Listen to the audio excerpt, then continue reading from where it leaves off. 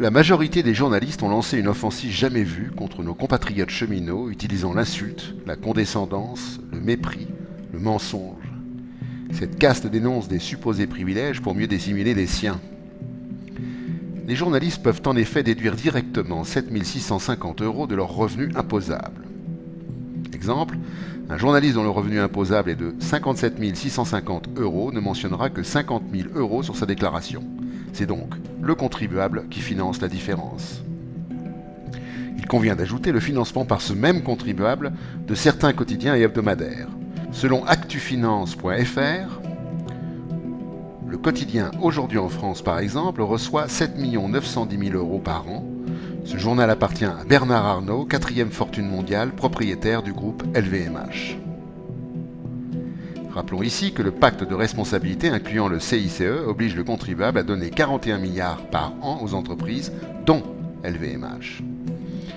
Le journal Libération reçoit tous les ans du contribuable 6 376 000 €. Ce journal appartient entre autres à Patrick Drahi, dont la fortune est estimée à 7,8 milliards de dollars.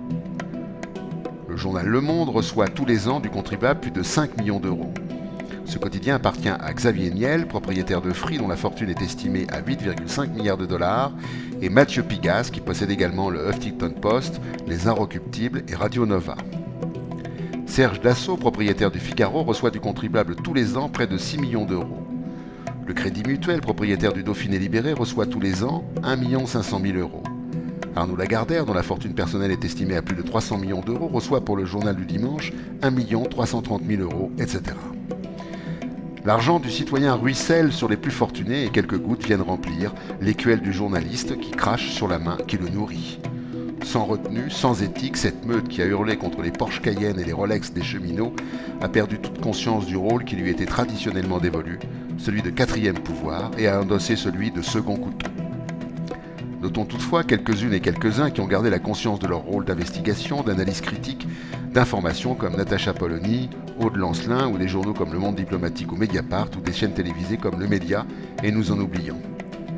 Jean Jaurès disait qu'un journal n'est libre de son action nationale et internationale qu'à la condition de rejeter les subventions.